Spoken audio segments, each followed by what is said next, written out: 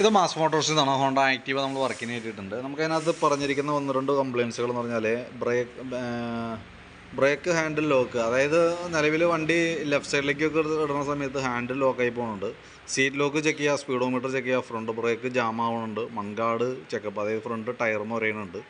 പിന്നെ vibration air jacket, അതായത് എഞ്ചിൻ്റെ ഹെഡ് പോർഷനിൽ വരുന്ന ഒരു എയർ ജാക്കറ്റ് കംപ്ലയിൻറ്റ് ഉണ്ടായിരുന്നു നമ്മൾ കഴിഞ്ഞ ദിവസം വർക്ക് ചെയ്ത സമയത്ത്. അപ്പോൾ അതൊന്ന് പിടിപ്പിക്കണം, ഓൾറൗണ്ട് കാർഡ് വെൽഡ് ചെയ്യാനുണ്ട്. അങ്ങനെ കുറച്ച് കംപ്ലയിൻസുകളാണ് മെയിനായിട്ട് പറഞ്ഞത്. അപ്പോൾ നമ്മൾ വർക്കിന് കയറ്റി അതിൻ്റെ എയർ ജാക്കറ്റ് എന്ന് പറഞ്ഞു കഴിഞ്ഞാൽ നമുക്ക് അതിൻ്റെ എഞ്ചിൻ്റെ ഉള്ളിൽ എഞ്ചിൻ കൂളാവാനായിട്ട് ഒരു കവറിങ് ഇവിടെ ഉണ്ട്. അത് ഈ പറഞ്ഞ പീസുകൾ, അപ്പോൾ അതിൻ്റെ അടിയിലത്തെ പീസൊക്കെ പൊട്ടിപ്പോയേക്കായിരുന്നു. അപ്പോൾ ഞാൻ ഐറ്റം വരുത്തിയിട്ടുണ്ട് മാറ്റാനായിട്ട്.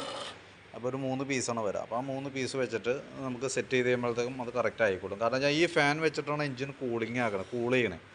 അപ്പോൾ കറക്റ്റ് ജാക്കറ്റ്, എയർ ജാക്കറ്റ് ഉണ്ടെങ്കിലാണ് കറക്റ്റായിട്ട് അതിൻ്റെ ഉള്ളിൽ എയർ നിൽക്കുകയും എഞ്ചിൻ ഹീറ്റ് കാര്യമായ രീതിയിലേക്ക് ഹീറ്റ് ആവാണ്ട് എഞ്ചിനെ കൂളാക്കാനായിട്ട് പറ്റുള്ളൂ.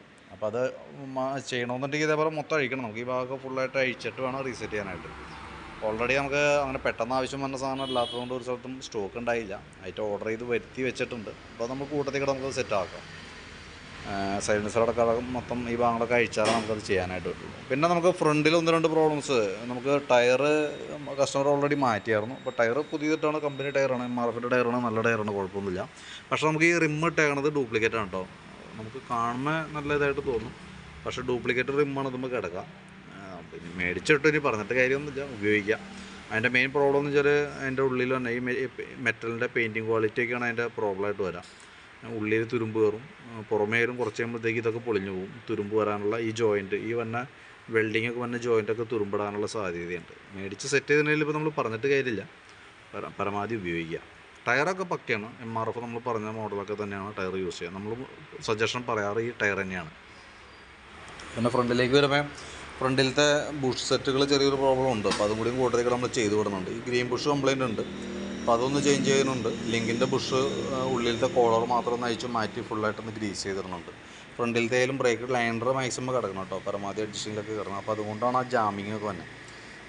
അപ്പോൾ ലൈനർ നമുക്കൊന്ന് മാറ്റിയിട്ടേക്കാം, കമ്പനി ലൈനർ ഇടാം. ഇത് കിടക്കുന്നത് ഡ്യൂപ്ലിക്കേറ്റ് ആണ്, നമുക്ക് ഇടുന്ന ഒറിജിനൽ ഇട്ടേക്കാം. സ്പീഡോമീറ്റർ വർക്കിംഗ് അല്ല, കേബിളിൻ്റെയാണ്. അപ്പോൾ ആ കേബിൾ മാറ്റി മീറ്റർ വർക്കിംഗ് ആക്കുന്നുണ്ട്. പിന്നെ 1-2 വെൽഡിങ്ങിൻ്റെ കേസൊക്കെ ഉണ്ട്. ബാക്കിലത്തെ ഓൾറൗണ്ട് കാർഡ് വെൽഡ് ചെയ്യാനുണ്ട്.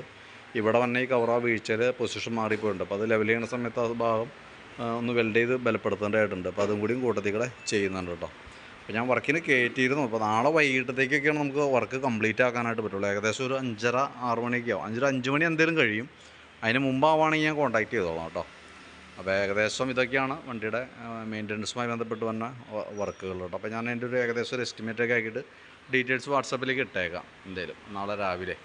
അപ്പോൾ അത് കണ്ടുകഴിയുമ്പോൾ നോക്കിയിട്ടൊന്ന് റിപ്ലൈ ഇട്ടേക്കാം. ഇനി എന്തെങ്കിലും നമ്മൾ പറഞ്ഞേക്കണതിൽ എന്തെങ്കിലും നിങ്ങൾ പറഞ്ഞ വർക്കുകൾ ഏതെങ്കിലും ഞങ്ങൾ നോട്ട് ചെയ്തതിൽ എന്തെങ്കിലും വ്യത്യാസം ഉണ്ടെങ്കിൽ നോക്കിയിട്ടൊന്ന് കൃത്യമായിട്ടൊന്ന് മെൻഷൻ ചെയ്തേക്കണം കേട്ടോ. എന്തെങ്കിലും ഇനിയിപ്പോൾ വർക്ക് ചെയ്ത് കംപ്ലീറ്റ് ചെയ്ത് ഇറങ്ങിയിട്ട് പിന്നെ നമുക്ക് കയറ്റുമ്പോൾ അത് ബുദ്ധിമുട്ടായിട്ട് വരുമല്ലോ. അപ്പോൾ അതിന് മുമ്പ് ആ എഴുതി തന്നേക്കണ വർക്കുകൾ ഒന്നുകൂടി ഒന്ന് ഡീറ്റെയിൽ ആയിട്ടൊന്ന് പറഞ്ഞേക്കുക. അപ്പോൾ ഇവിടെ നിന്ന് എന്തെങ്കിലും ആൾ വിളിക്കും, ആ വിളിക്കുന്ന സമയത്തൊന്ന് കൃത്യമായിട്ടൊന്ന് പറഞ്ഞ് മനസ്സിലാക്കുക ഏതൊക്കെ വർക്കുകളാണെന്നുള്ളത്. ഓക്കെ.